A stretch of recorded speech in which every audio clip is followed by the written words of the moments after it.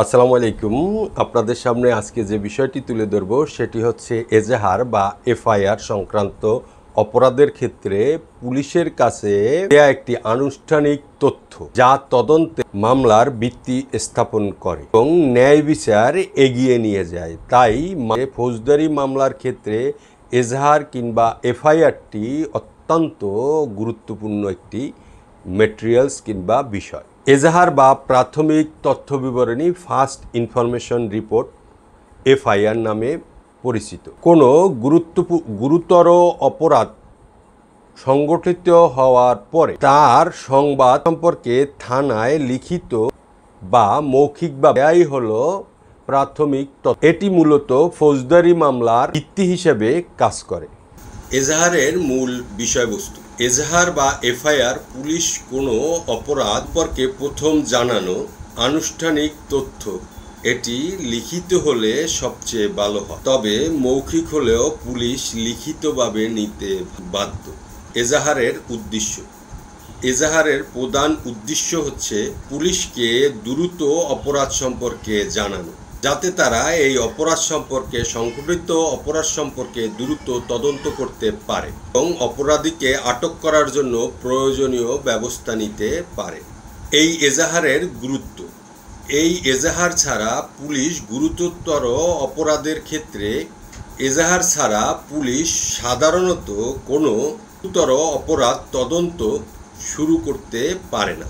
এটি ফৌজদারি মামলার একটি গুরুত্বপূর্ণ দলিল হিসাবে এজাহার কাজ করে থাকে। গুরুত্বপূর্ণ দলিল হিসাবে বিবেচিত হয় এই এজাহার কিংবা এফআইআরটি।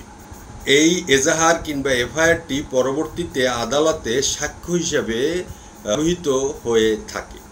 এরপরে আসি এজাহার দায়ের করার নিয়ম। কারা দায়ের করতে পারে এই এজাহারটি? যে কোনো ব্যক্তি দায়ের করতে পারে এই এজাহার কিংবা এফআইআরটি যিনি অপরাধ সংগঠিত হতে দেখেছেন, যার কাছে অপরাধ সম্পর্কে তথ্য আছে, তিনি এফআইআর দায়ের করতে পারেন। এক্ষেত্রে ভুক্তভোগী নিজে থাকলেও কিংবা তার সাথে অন্য কেউ থাকলেও এই এফআইআর কিংবা এজাহারটি সংশ্লিষ্ট থানায় দায়ের করতে পারবেন।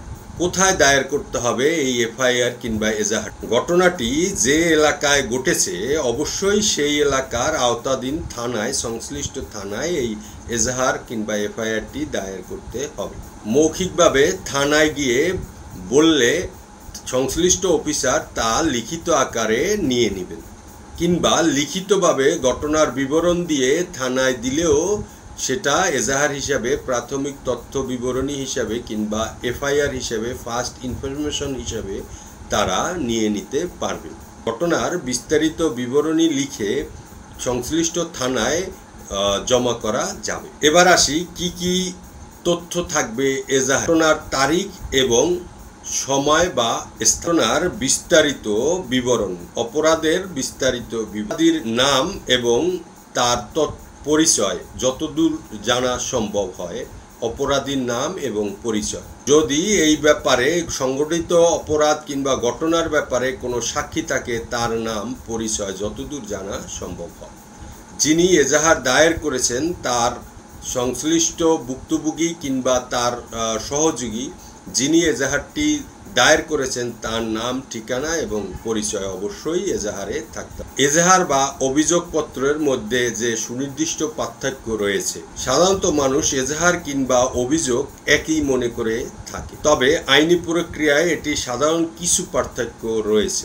এফআইআর শুধুমাত্র থানায় দায়ের করতে হয়। অভিযোগ, এজাহার যেটি অভিযোগপত্র, থানায় বা সরাসরি আদালতে দায়ের করা যেতে পারে। অভিযোগ যেটা সরাসরি আদালতে দায়ের হয়ে থাকে, সেটি আদালত তদন্তের জন্য সরাসরি আদালতে দায়ের করা হলে ম্যাজিস্ট্রেট তদন্তের নির্দেশ দিতে পারে। এজাহার কিংবা এফআইআর এটি একটি ফৌজদারি মামলার প্রথম পদক্ষেপ। অভিযোগ বা কমপ্লেন এটি একটি সাধারণ যা আদালতে পুলিশ তদন্তের জন্য বিবেচনা করে থাকে। এই এজাহার বা এফআইআর কিংবা অভিযোগ এটি সর্বশেষ বিষয় হচ্ছে, এজাহার হলো গুরুতর অপরাধের ক্ষেত্রে পুলিশের কাছে দেয়া একটি আনুষ্ঠানিক তথ্য যা তদন্তের প্রাথমিক ধাপ হিসাবে এফআইআর কিংবা এজাহারটি পুলিশের ফার্স্ট ইনফরমেশন রিপোর্টটি যা তদন্তের জন্য প্রথম ধাপ হিসেবে কাজ করে থাকে। এটি প্রাথমিকভাবে মামলার এই এফআইআর এবং এজাহারটি ফার্স্ট ইনফরমেশন রিপোর্ট একটি মামলার ভিত্তি স্থাপন করে থাকে।